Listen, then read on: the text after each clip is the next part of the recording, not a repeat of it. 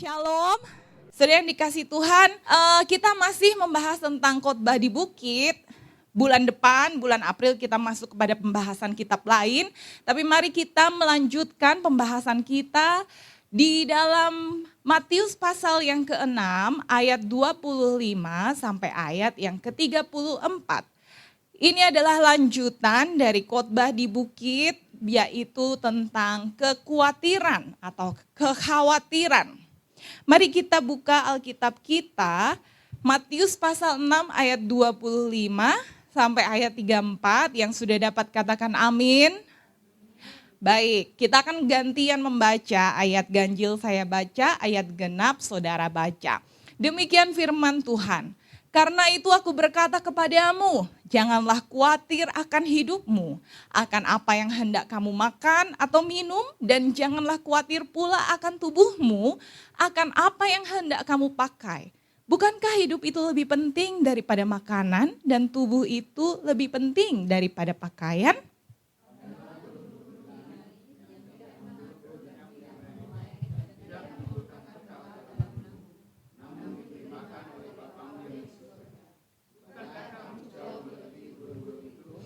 Siapakah di antara kamu yang karena kekhawatirannya dapat menambahkan sehasta saja pada jalan hidupnya?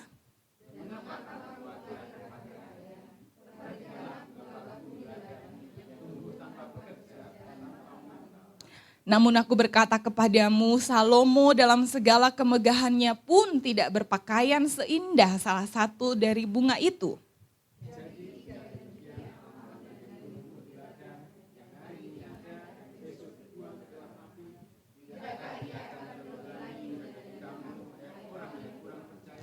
Sebab itu janganlah kamu khawatir dan berkata, apakah yang akan kami makan? Apakah yang akan kami minum? Apakah yang akan kami pakai?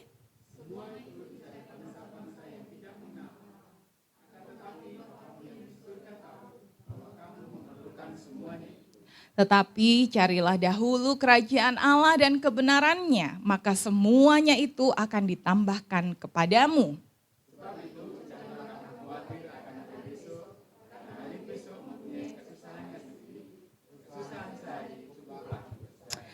Amin. Saudara dikasih Tuhan, tentu saja bagian khotbah ini sering sekali kita dengar sebagai orang Kristen. Oh, pendeta berkata, jangan khawatir. Bahkan ada yang berkata di dalam Alkitab ada 365 kata jangan khawatir ya. Untuk memberikan setiap hari untuk kita tidak khawatir katanya. Meskipun sebenarnya pada faktanya tidak demikian. Tapi berkaitan dengan kekhawatiran, saya melihat ada dua kecenderungan orang dalam mendengar firman Tuhan tentang kekhawatiran. Kecenderungan yang pertama adalah orang yang cuek. Orang yang kalau bahasa zaman dulu namanya happy go lucky. Orang yang santai. Rasanya hidup itu tidak ada masalah. Orang yang tidak pusing dengan ini atau itu. Gak pusing dengan kerjaan, gak pusing dengan rumah, gak pernah merasa punya masalah, gak pernah tegang. Orangnya santai. Dan bahkan orang yang demikian merasa bahwa dia gak punya tanggung jawab sama sekali, makanya hidupnya santai. Nah pada saat orang ini mendengar khotbah tentang jangan khawatir, maka dia akan berkata, betul, bener kan apa kataku? Ngapain sih hidup terlalu stres? Ngapain sih belajar mati-matian? Ngapain sih kerja capek-capek? Udahlah, burung di udara Tuhan pelihara. Bunga di padang Tuhan hiasi, hidup cuman sekali nikmati aja. Ngapain sih hidup susah-susah? Ini kecenderungan orang yang demikian. Dia berpikir bahwa dia sudah benar hidupnya. Padahal kalau kita mau mendalami, orang ini sesungguhnya adalah orang yang tidak bertanggung jawab akan hidupnya, akan keluarganya, akan pekerjaannya, dan lain sebagainya. Tapi ada juga orang yang jenis kedua kecenderungannya, orang yang hyper responsibility, orang yang berlebihan mengambil tanggung jawab. Semuanya dipikir serius. Masalah ekonomi, masalah perang, baru ada perang sama Irak, Amerika, Israel, dipikirin. Bahkan masalah 40 tahun ke depan dia pikirin semuanya itu.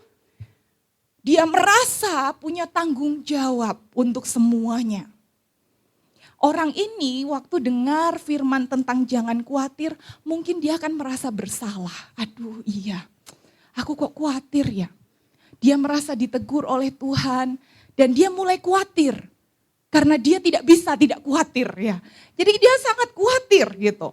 Tapi nanti dia juga bingung bagaimana tidak khawatir. Saya punya kebutuhan, anak-anak harus sekolah, saya punya cicilan.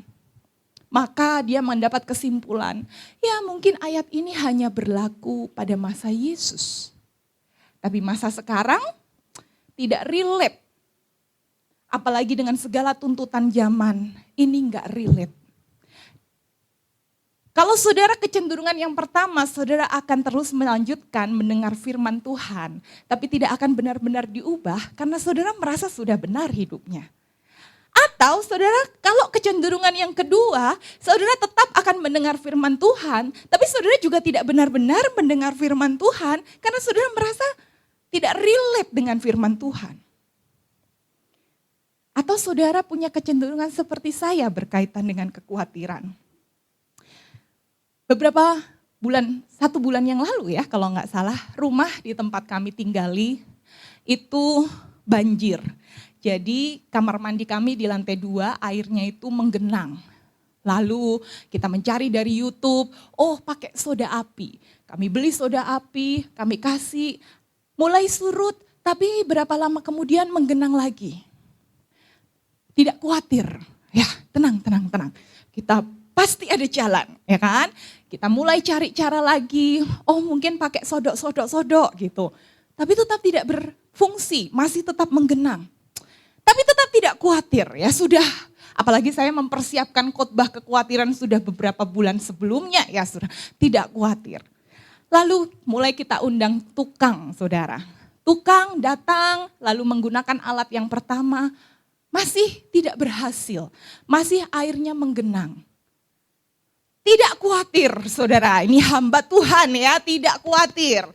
Lalu tukangnya berkata, oh ini alat pertama tidak berhasil, berarti kita harus pakai sedot alat kompresor yang besar begitu. Oh ya enggak apa-apa kan mas, saya harus cari lagi, oh tidak apa-apa, tenang, tidak khawatir ya kan, hamba Tuhan. Habis itu benar saudara, diambillah kompresor yang besar, dibikinlah itu ke saluran air kami. Apa yang terjadi? Tidak berfungsi saudara, masih menggenang. Lalu dia berkata tukang itu, wah maaf ini gak bisa kalau pakai alat ini, berarti harus dibobok. Oh dibobok, iya. Kami berpandangan dan tetap tidak khawatir saudara. Oh tidak apa-apa, oke, tidak masalah. Silahkan dibobok. Maka tukang datang dan membobok tembok rumah kami. Setelah dibobok, utak-utik, ternyata masih tidak bisa. Maka tukang itu berkata, sepertinya ini harus dibongkar semuanya sampai belakang karena pokoknya salurannya itu enggak ketemu dan harus dibobok sampai belakang. Disitulah saya mulai khawatir. Kalau ini dibobok, uangnya habis berapa? Berapa lama prosesnya? Kami ada pekerjaan, kami ada pelayanan, belum lagi biayanya dan lain sebagainya.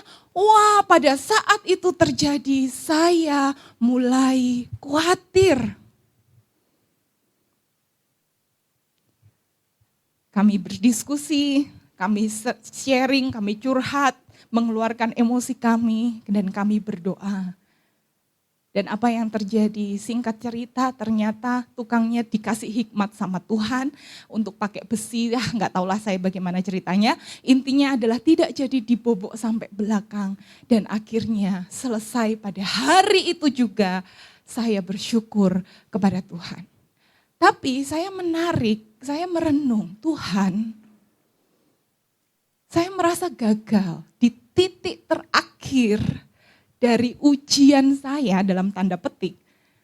Kalau kita melihat bahwa keseluruhan hidup kita adalah pertumbuhan di dalam Tuhan, saya merasa gagal di titik terakhir di ujian saya. Yang pertama saya nggak khawatir, tenang, it's okay. Aku percaya, kita percaya. Tapi kenapa di titik terakhir saya merasa khawatir, saya merasa overthinking, saudara. Dan saya berdoa sama Tuhan, saya minta ampun sama Tuhan. Tapi di dalam perenungan saya Tuhan berkata bahwa ya inilah proses kita menjadi seorang anak Tuhan. Amin, saudara. Saya rindu bahwa kita tidak seperti yang pojok satu, saya rindu kita tidak seperti yang pojok ini, tapi kita rindu mungkin di dalam proses kehidupan kita masih ada kekhawatiran dalam titik-titik tertentu. Tapi kita tetap mau bertumbuh dan berubah di dalam Tuhan. Amin, saudara. Dan kalau itu saudara, maka saudara akan tetap mendengarkan firman Tuhan dan akan meresponi firman Tuhan ini dalam hidup kita. Amin, saudara. Nah, kalau begitu, apa sih yang sebenarnya Yesus katakan tentang kekhawatiran? Karena Yesus tidak hanya sedang bicara tentang boleh atau tidak boleh. Karena kekhawatiran ini sebenarnya adalah bagian di dalam kehidupan kita dan bagian dalam pertumbuhan kita. Nah, mari kita lihat ada 4 hal, mungkin kita agak sedikit cepat, ayat 25. Satu orang boleh bantu saya bacakan ayat 25 sampai 26a.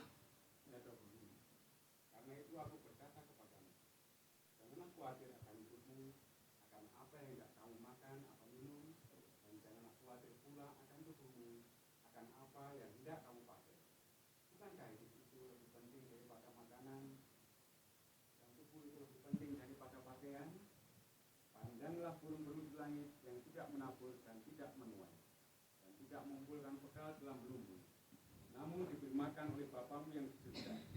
Bukankah kamu jauh melebihi burung-burung itu? Ya, amin. Baik, yang pertama mari kita lihat di bagian awal ayat 25 dikatakan karena itu. Kalau ada kata karena itu, maka kita harus bertanya karena apa? Nah, minggu lalu kita membahas di ayat 19 sampai 24, Yesus bicara tentang 3 hal di sana. Yang pertama kita melihat ada 2 macam harta. Harta di bumi dan harta di surga. Dan dia minta kita fokus untuk harta di surga. Yaitu mengumpulkan segala sesuatu yang bersifat kekal. Lalu yang kedua kita belajar ada 2 macam cara pandang. Ada mata yang jahat yang tidak bisa melihat apa yang sungguh-sungguh berharga. Dan ada mata yang baik. Lalu kita belajar yang ketiga ada posisi hati. Posisi hati yang tunduk kepada Tuan Allah atau Tuan Mamon. Dan kita harus memilih kepada siapa kita mau setia. Nah, lalu ayat 25 Yesus melanjutkan, karena itu aku berkata kepadamu jangan khawatir. Maksudnya Tuhan Yesus sedang melanjutkan pembahasan minggu lalu. Kalau kita menjadikan Tuhan sebagai Tuan kita, sebagai pusat hidup kita, sebagai otoritas yang berkuasa dalam hidup kita, maka kita tidak akan khawatir. Jadi ternyata Yesus ingin mengatakan bahwa kekhawatiran kita itu sedang menunjukkan siapa atau apa yang menjadi pusat dan tuan kita. Bukankah seringkali yang menjadi masalah kekhawatiran kita adalah kita cenderung mengkhawatirkan hal-hal yang duniawi, hal-hal yang materi. Bagaimana besok saya bisa membayar ini, membayar itu, saya tidak berkata itu tidak penting. Tetapi kalau itu yang terus kita renungkan, itu yang menjadi energi kita terkuras untuk memikirkan hal-hal itu saja, maka kita perlu merenungkan apakah kita sedang menjadikan Tuhan sebagai Tuhan kita atau sebenarnya kita sedang menjadikan hal-hal duniawi, mamon sebagai Tuhan kita. Apakah kita lebih banyak mengkhawatirkan tentang hal-hal yang bersifat duniawi atau hal-hal yang bersifat surgawi? Bagaimana karakter saya bisa berkenan, apakah saya bisa bertumbuh, atau tentang hal-hal yang bersifat jasmania saja. Maka Tuhan menyatakan bahwa Tuhan memberikan satu teguran dan satu analogi di mana kita harus melihat burung-burung di langit yang tidak menabur dan tidak menuai, tidak mengumpulkan bekal tetapi diberi makan. Kalau kita tahu dan kita sudah memilih bahwa Tuhan adalah Tuhan kita, kebalik. Kalau kita sudah memilih Tuhan sebagai Tuhan kita, kalau Tuhan kita sudah memberikan hidup, sudah memberikan tubuh di ayat yang ke-25, bagaimana mungkin Tuhan tidak melengkapinya dengan makanan dan pakaian. Amin, saudara. Jadi Yesus berkata, kalau Allah yang adalah Tuhan berdaulat atas hidupmu, berkuasa atas hidupmu, memberikan yang lebih penting, yaitu tubuh dan hidup, maka Dia pasti akan melengkapi dengan hal-hal yang kurang begitu penting, yaitu makanan dan pakaian. Amin, saudara. Maka dari itu kita kembali melihat apa yang Paulus katakan di Kolose 3 ayat 23 sampai 24. Waktu kita menyadari bahwa Tuhan adalah Tuhan kita, apa yang akan kita lakukan? Kita tetap melakukan yang terbaik, apapun juga yang kamu perbuat, perbuatlah dengan segenap hatimu, seperti untuk Tuhan dan bukan untuk manusia. Dan perhatikan janji Tuhan di ayat 24. Kamu tahu bahwa dari Tuhanlah kamu akan menerima bagian yang ditentukan bagimu sebagai upah. Amin, saudara. Kristus adalah Tuhan dan kamu adalah hambanya. Jadi poin yang pertama yang Yesus mau sampaikan adalah jika Tuhan adalah Tuhan kita, kita tidak khawatir akan hal sehari-hari karena Dia berkuasa. Amin, saudara. Bukan berarti kita tidak bekerja. Tadi Kolose 3 berkata, apapun yang kamu kerjakan, lakukan dengan segenap hatimu. Tetapi kita perlu melihat siapa atau apa yang menjadi Tuhan dalam hidup kita. Kita bisa berkata bahwa, oh aku cinta sama Tuhan, aku mengasihi Tuhan, aku memuliakan Tuhan. Tapi kalau kecemasan kita setiap hari itu berkaitan dengan hal-hal yang duniawi, mungkin kita perlu memikirkan dengan sungguh siapa Tuhan kita. Karena kecemasan itu menunjukkan sebenarnya siapa Tuhan kita. Yang kedua, ayat 26, 28 sampai 32. Saya akan bacakan saja. Di sini di ayat 26 dikatakan, namun diberi makan oleh Bapamu yang di surga. Lalu ayat 28 juga Tuhan Yesus menyatakan, menceritakan tentang bunga bakung di ladang yang tumbuh tanpa bekerja, tanpa memintal. Tapi perhatikan ayat 30, jika demikian Allah mendandani rumput di ladang yang hari ini ada dan besok dibuang ke dalam api, tidakkah Ia akan terlebih lagi mendandani kamu, hai orang yang kurang percaya? Sebab itu jangan kamu khawatir apa yang kami makan, apa yang kami minum, apa yang kami pakai. Ayat 32 perhatikan, semua itu dicari siapa? Yang tidak mengenal Allah tetapi Bapamu yang di surga. Kalau tadi Yesus sedang menyatakan bahwa Tuhan adalah Tuhan, di bagian yang kedua ini Tuhan Yesus menyatakan Allah sebagai siapa? Bapa. Yesus memberikan contoh soal makanan. Pandanglah burung-burung yang tidak menabur, tapi mereka tetap bekerja, mereka tetap terbang, mereka tetap mencari makan. Tapi Tuhan memberi mereka makan. Tapi menarik sekali di sini, Yesus berkata, mereka burung-burung itu diberi makan oleh Bapamu.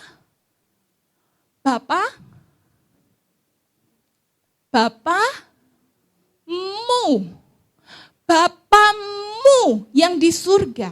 Yesus tidak sedang berkata burung-burung di udara diberi makan oleh Bapa mereka. Bukan. Yesus berkata burung-burung di udara diberi makan oleh Bapamu. Yesus sedang ingin memberitahu bahwa Allah bukan Bapak burung-burung. Ya, Allah menciptakan burung-burung. Tetapi tidak ada relasi antara burung dengan Allah. Tetapi kamu, kata Yesus, kamu punya relasi, yaitu Dia adalah Bapakmu.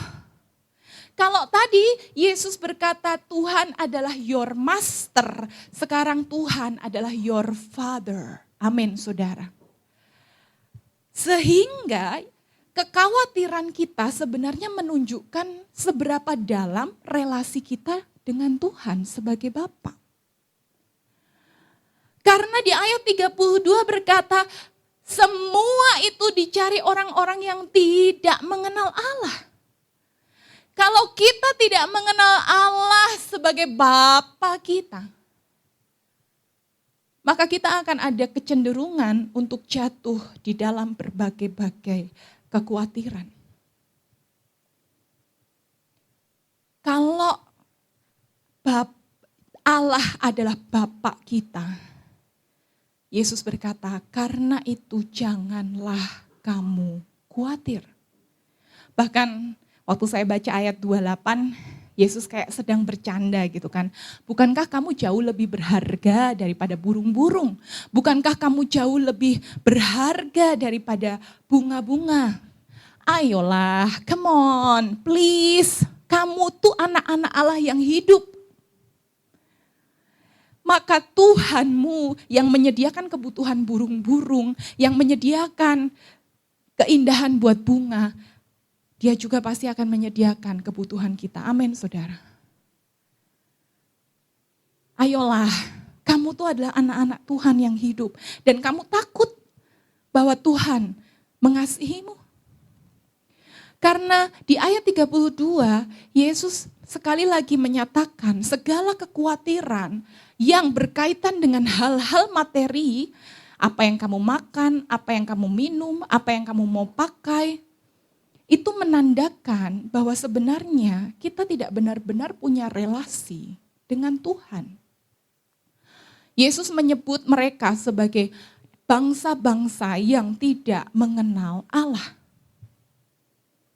Apa nasib dari orang-orang yang tidak mengenal Allah? Kebinasaan. Kalau saudara ingin berpikir sebagai orang-orang yang tidak mengenal Allah, silahkan khawatir, kata Yesus. Orang yang tidak mengenal Allah, mereka benar-benar memiliki sesuatu yang dikhawatirkan. Karena mereka akan binasa. Mereka terpisah dari Allah. Mereka tidak punya relasi dengan Dia. Dan mereka hanya menantikan hukuman yang kekal. Makanya mereka khawatir. Dan itu adalah hal yang wajar. Yang tidak wajar adalah bagi setiap kita yang menyebut diri kita sebagai anak-anak Tuhan. Orang-orang yang sudah ditebus oleh darah Yesus. Diangkat dari musuh Allah menjadi anak Allah. Lalu kita tetap khawatir.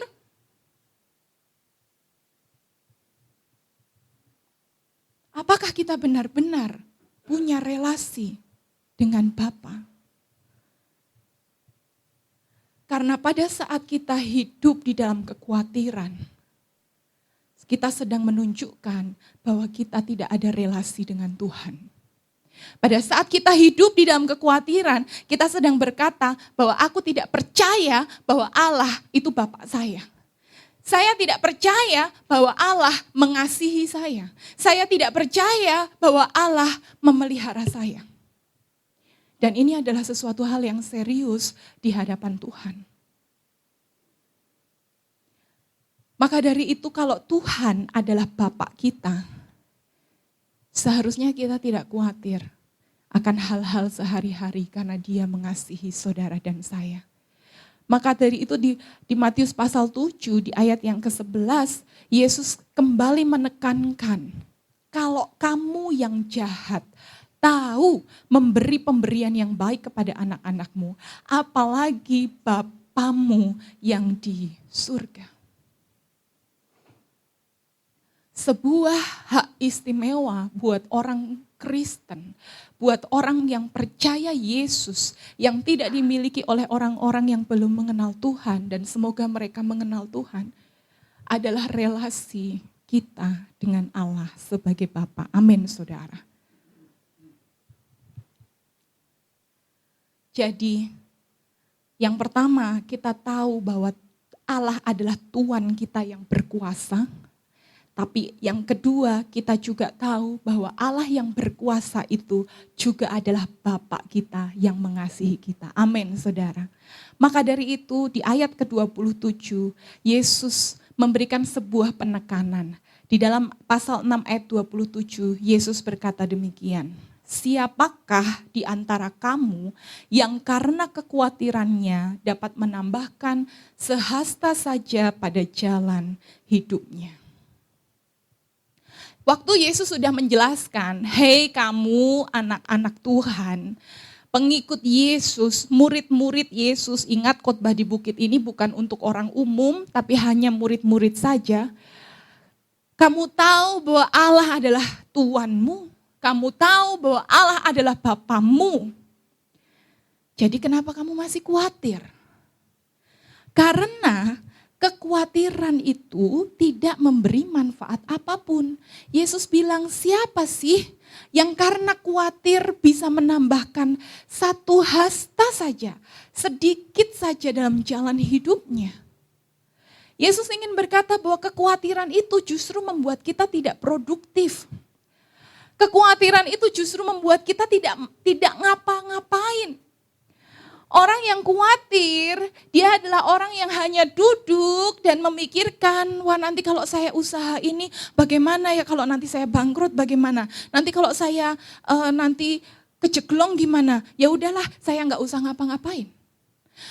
Kekhawatiran adalah pada saat saudara ada di tempat tidur, lalu saudara memikirkan tentang pasangan saudara yang sedang pergi, lalu tentang anak saudara, dan justru itu membuat saudara jadi tidak bisa tidur.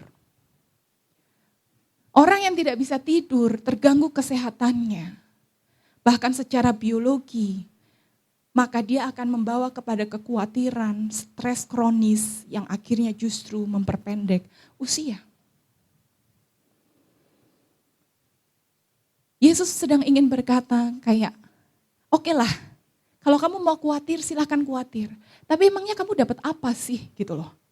Emangnya kamu dapat apa dengan kamu khawatir? Kamu cuma dapat sakit mah mungkin gitu. Kamu cuma dapat stres yang kronis dan itu tidak akan mengubah segala situasi dalam hidupmu. Tetapi kenapa orang masih tetap khawatir? Kenapa tetap orang seperti di dalam gambar yang kecenderungan yang kedua tadi? Karena secara psikologis, orang yang khawatir itu adalah sebuah ilusi. Ilusi bahwa dia itu sedang mengontrol.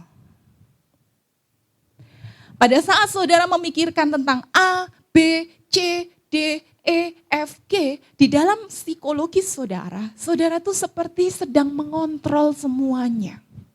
Saudara merasa bahwa dengan memikirkan masalah terus-menerus, saudara sedang melakukan sesuatu gitu loh. Bisa nangkep ya maksud saya. Itu secara psikologis. Padahal kebenarannya adalah gak ngapa-ngapain. Enggak ngapa-ngapain. Dan justru bahkan malah memberikan efek yang negatif. Kita pikir kita sedang memikirkan A, B, C, D, kita tidak bisa tidur, kita pikir kitalah yang memikirkan semuanya, kita yang mengendalikan, kita yang menolong semuanya. Itu ilusi. Kebenarannya adalah tidak ada hasilnya apapun. Kita berpikir kita yang mengontrol. Tapi Tuhan sedang ingin menunjukkan yang pegang kontrol adalah Tuhan. Amin, saudara. Maka dari itu di bagian yang terakhir, Yesus membawa kepada satu cara, kepada satu jalan, kepada satu hal. Lalu bagaimana supaya kita memiliki obat penawar kekhawatiran. Satu orang tolong bantu saya bacakan ayat-ayat terakhir, ayat 33 sampai ayat 34.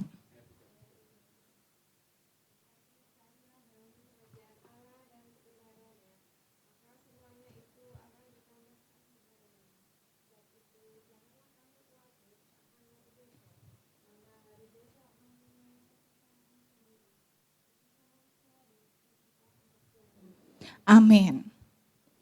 Tahukah saudara bahwa kata kekhawatiran itu berasal dari bahasa Yunani yang artinya ditarik ke berbagai arah. Terbagi-bagi. Jadi pada saat kita khawatir, sebenarnya pikiran kita itu terbagi-bagi. Antara saya melakukan A, tapi nanti kalau ini begini bagaimana? Antara saya melakukan B, lalu terbagi lagi pikirannya tentang hari esok atau hari depan dan lain sebagainya. Jadi kekhawatiran itu bukan sekedar takut, tetapi pikirannya itu terbagi-bagi. Satu bagian ditarik pada tugas hari ini, bagian lain ditarik untuk pemikiran hari esok. Jadi fokus kita menjadi hancur, menjadi terbagi-bagi, enggak fokus gitu. Makanya kenapa orang yang khawatir sulit untuk bekerja dengan tenang, sulit untuk berdoa, karena pikirannya sedang terkoyak-koyak, terbagi-bagi. Nah, karena ini masih nyambung dengan khotbah minggu lalu, seringkali apa yang membuat kita terbagi-bagi adalah di satu sisi kita ingin mengejar hal-hal duniawi. Termasuk segala kehidupan kesenangan kita. Tapi di sisi yang lain kita ditarik untuk memikirkan kerajaan surga. Kita ditarik hari Senin sampai hari Jumat untuk hal-hal duniawi. Lalu weekend kita ditarik untuk memikirkan tentang Kristus, tentang kerajaan surga. Dan akhirnya kita menjadi cemas, kita menjadi khawatir karena kita gak bisa punya dua-duanya. Tetapi jawaban Yesus itu bukan untuk menyingkirkan salah satu. Yesus tidak ingin kita menyingkirkan hal-hal duniawi, bukan loh. Tetapi Yesus ingin memberitahu untuk kita mencari kerajaan dan kebenaran Allah sebagai tujuan yang tertinggi, sebagai pencarian yang tertinggi, sehingga kita bisa mengejar, kita bisa mengerjakan hal-hal yang lain itu dengan benar. Dengan bijaksana. Maksud saya seperti ini. Kalau kita mencari kekayaan sebagai yang paling tinggi dalam kehidupan kita, maka kita akan mencurahkan seluruh hidup kita, seluruh waktu kita untuk mendapatkan kekayaan. Efeknya apa? Kita bisa kehilangan waktu bersama keluarga. Kita bisa menyakiti orang-orang yang ada di sekitar kita. Kenapa? Ya karena kita kan mengejar kekayaan. Kita tidak peduli dengan saingan, kita tidak peduli dengan orang-orang yang berbisnis di kiri kanan kita. Pokoknya saya bisa kaya. Sehingga relasi kita rusak, keluarga kita bermasalah. Bahkan fisik kita juga bermasalah. Tahu nggak saudara, minggu lalu kan saya cerita teman saya yang kena sakit ginjal kan saudara. And I'm so devastated karena ternyata minggu ini dia meninggal saudara. Dan ya, tapi karena dia berlainan agama, berlainan keyakinan. Dia pernah bercerita bagaimana dia fokus sekali di dalam pekerjaannya. Dan dia mendapatkan jabatan-jabatan tertentu. Tapi umur 36 seperti saya, dia sudah meninggal dunia. Kalau kita mengejar kekayaan sebagai pencarian yang tertinggi, semuanya akan rusak. Kalau kita mencari kenikmatan seksual sebagai yang tertinggi, saudara nggak usah ceritalah. Berbagai penyakit akan saudara dapatkan. Belum lagi saudara mengalami kekacauan, rumah tangga saudara rusak. Pada akhirnya semuanya juga akan rusak. Tetapi kalau saudara mencari kerajaan Allah, kebenaran Allah sebagai yang tertinggi, Maka yang akan saudara lakukan adalah saudara akan datang kepada Tuhan setiap pagi. Tuhan, berikan saya hikmat untuk saya bisa bekerja hari ini. Tuhan, berikan saya hikmat untuk saya bisa mengelola uang sejumlah sekian. Tuhan, berikan saya hikmat untuk saya bisa mengatur kesehatan saya dengan bijaksana. Kalau kita mengejar Allah dan kerajaannya sebagai pencarian yang tertinggi, maka kita bisa menggunakan segala sesuatu yang duniawi dalam tanda petik dengan porsi yang benar dan tepat. Amin, saudara. Maka dari itu saat Yesus berkata jangan khawatir, Yesus tidak sedang berkata, oh kamu gak perlu kerja. Bukan, kita perlu bekerja. Bahkan Paulus berkata di dalam 2 Tesalonika 3, kalau seseorang tidak mau bekerja, janganlah ia makan. Yesus tidak sedang dengan berkata jangan khawatir, Yesus tidak sedang berkata kita nggak boleh berpikir. Kita tetap harus berpikir. Paulus di dalam surat-suratnya dia berkata, aku memikirkan kamu, aku memikirkan jemaat-jemaat. Karena hidup yang tidak berpikir, hidup yang tidak memikirkan apa-apa, mungkin adalah hidup yang tidak bertanggung jawab. Saat Yesus berkata jangan khawatir, bukan berarti Yesus berkata jangan mikirin tentang masa depan, bukan. Di dalam Amsal pasal 6, Tuhan di dalam Amsal berkata kita harus menyimpan lumbung untuk nanti musim hujan. Hidup yang tidak memikirkan tentang masa depan adalah hidup yang tidak bijaksana. Tetapi yang dimaksud dengan jangan khawatir, artinya adalah kita menyadari Tuhan adalah Tuan kita. Kita menyadari Tuhan adalah Bapa kita. Dan kita menjadikan kerajaan dan kebenaran Allah sebagai tujuan pencarian kita yang tertinggi. Amin, saudara. Merindukan Allah ditinggikan, merindukan kebenarannya kita hidupi, merindukan kebenarannya ada dalam semua aspek hidup kita, dalam pernikahan, dalam keluarga, pekerjaan, semuanya menghidupi kebenaran Allah dan meninggikan Allah. Sehingga kita bisa membawa semua hal, makanan, pakaian, kesehatan, anak, pendidikan kepada Tuhan. Kita berlutut di hadapan Tuhan, kita mohon kepada Tuhan yang adalah Bapa dan Tuhan kita. Dan kita bekerja sesuai dengan kebenaran firman Tuhan. Itu yang disebut dengan jangan khawatir. Amin, saudara. Maka dari itu, saat tujuan kita benar, maka kita bisa merencanakan masa depan. Kita bisa menggunakan makanan, pakaian, uang, dan kesehatan kita, apapun dengan bijaksana. Bukan berarti bahwa kita pasti akan sempurna, seperti yang saya jelaskan di awal. Pasti akan ada pertumbuhan dalam hidup kita, amin saudara. Tapi semakin kita mencari Tuhan, semakin kita merindukan kebenarannya dinyatakan dalam hidup kita. Dia akan menolong kita, dia akan memberikan hikmat, dia akan menuntun kehidupan saudara dan saya. Bahkan dia berjanji di ayat yang ke-33 dia berkata, carilah dahulu kerajaan Allah dan kebenarannya, maka semuanya itu akan ditambahkan kepadamu. Semuanya itu akan ditambahkan kepadamu. Perhatikan, ada janji Tuhan. Tapi ini janji bukan untuk semua orang. Ini janji hanya diberikan untuk anak-anaknya. Apakah saudara anak-anak Tuhan? Amin. Carilah dahulu kerajaan dan kebenaran Allah. Rindukan bahwa dia yang ditinggikan dalam hidup kita, dalam perkataan, perbuatan, hidup, pekerjaan. Semuanya akan ditambahkan kepadamu. Dan janji ini juga bukan berarti bahwa Tuhan akan memberikan kemewahan kepada kita. Tuhan bukan berarti tidak akan mengizinkan kita menderita.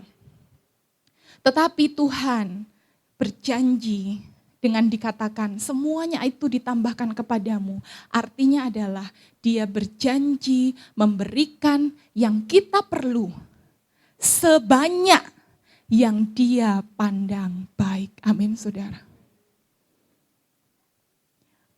Penawar kekhawatiran bukanlah dengan tidak melakukan apapun. Bukanlah dengan santai, bukan.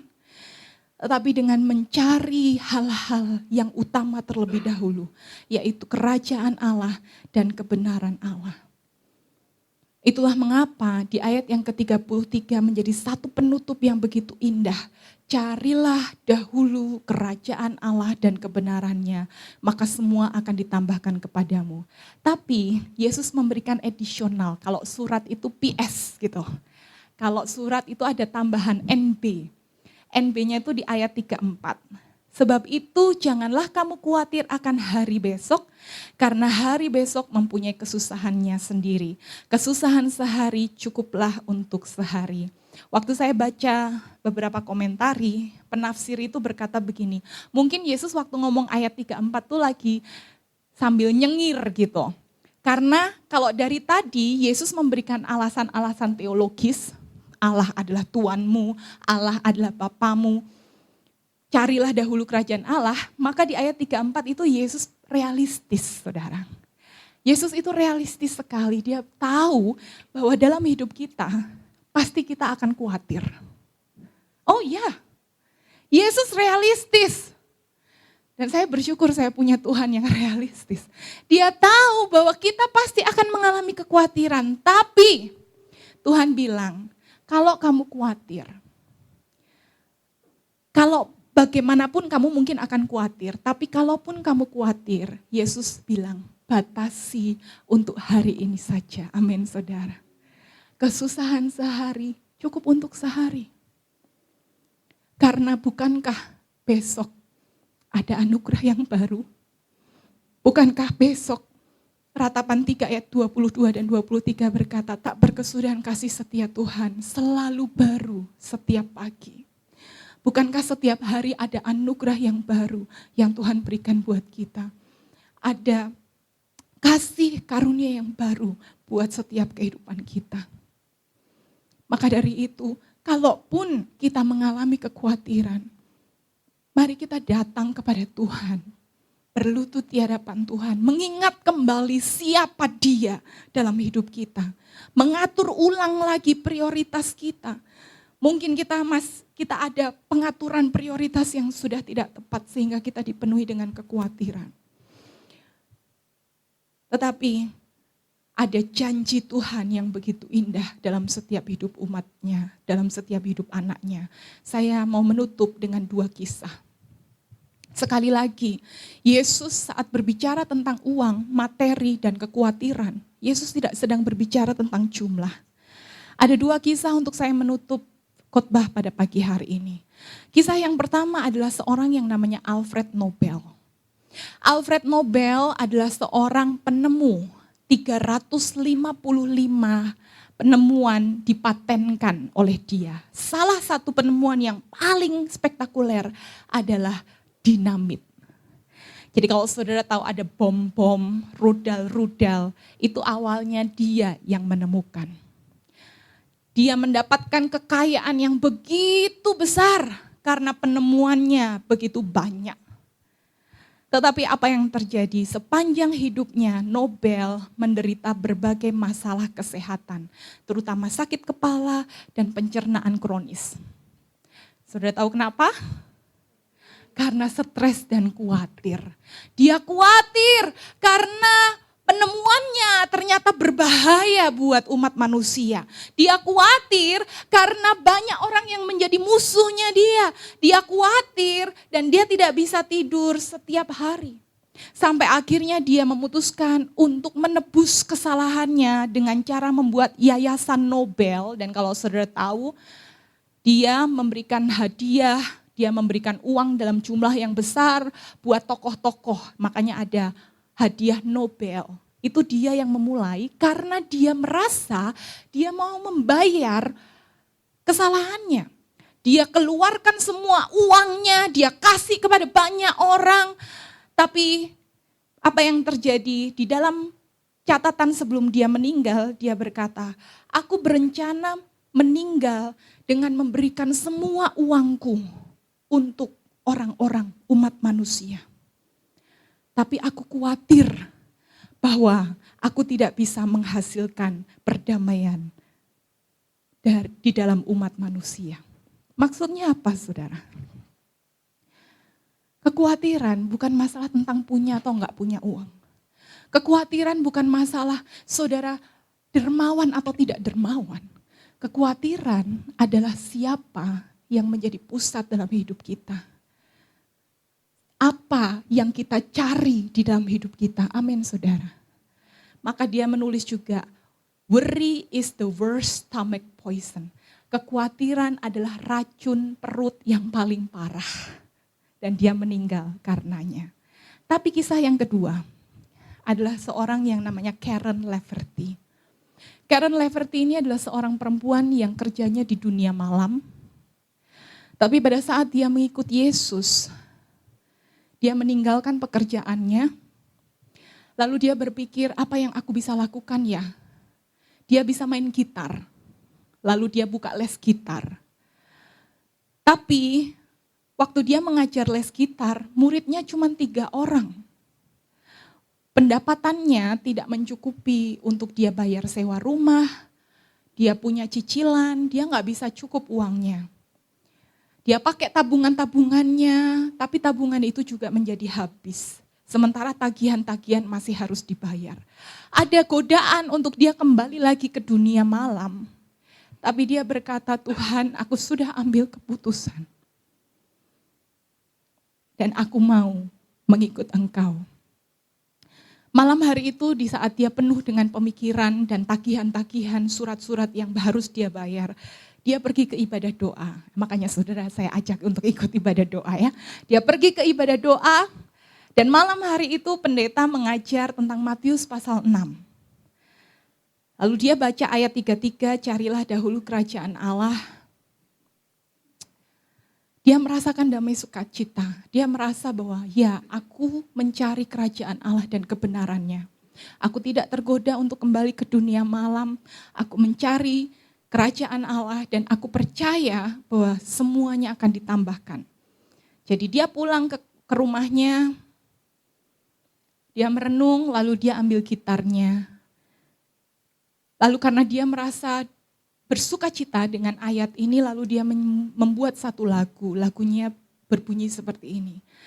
Carilah dahulu kerajaan Allah dan kebenarannya, maka semua akan ditambah padamu. Haleluya. Mungkin saudara ada yang pernah mendengar lagu itu. Setelah dia menciptakan lagu itu, dia tidur. Dia merasa sukacita, dia merasa tenang. Besok paginya apakah uang sewanya sudah terbayar, saudara? Belum. Bahkan ada surat datang lagi di mana ada biaya sekolah. Dia kan habis itu sekolah teologi ya. Dia biaya sekolah yang harus dibayar. Tapi di dalam semua surat-surat itu dia merasa tenang. Singkat cerita beberapa hari kemudian ada pengumuman bahwa dia dapat beasiswa. Dan beasiswanya itu ternyata bisa dipakai untuk membayar sekolahnya, membayar semua kebutuhannya, bahkan ada sisa. Sisa itu dia pakai, dia mendapat hikmat Tuhan untuk merekam lagu yang dia ciptakan. Dan lagu itu selama 80 tahun membiayai hidupnya Karen. Lagu ini memberkati banyak jiwa dan juga memberkati Karen secara finansial. Saudara, saya percaya kita pernah mengalami apa yang Karen alami, meskipun dalam bentuk yang berbeda. Kalau begitu pertanyaannya, mengapa kita masih khawatir? Mari kita datang kepada Tuhan. Ada 2 pertanyaan refleksi yang kita bisa bawa pulang. Di dalam hal apa saudara sering khawatir? Apakah itu tentang anak? Apakah itu tentang keuangan? Apakah itu tentang pelayanan? Apakah itu tentang masa depan? Maukah saudara membawa itu kepada Tuhan, Tuanmu dan Bapamu? Lalu pertanyaan kedua yang kita bisa renungkan adalah, apa yang perlu kita lakukan untuk mencari dahulu kerajaan Allah dan kebenarannya? Kita ambil waktu 1 menit untuk datang kepada Tuhan, merenungkan.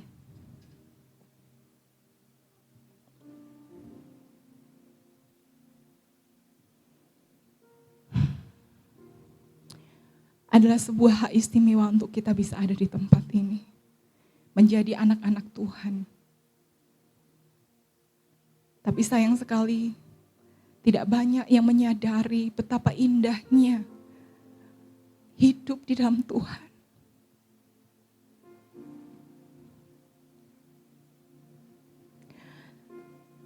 Tapi Tuhan baik, bahkan di saat kita masih ada dengan berbagai kekhawatiran, Dia memberikan dirinya. Dia membuka tangannya untuk saudara dan saya datang kepada Dia. Membawa segala kekhawatiran kita kepada Dia yang berkuasa memelihara hidup kita dan yang juga mengasihi kita.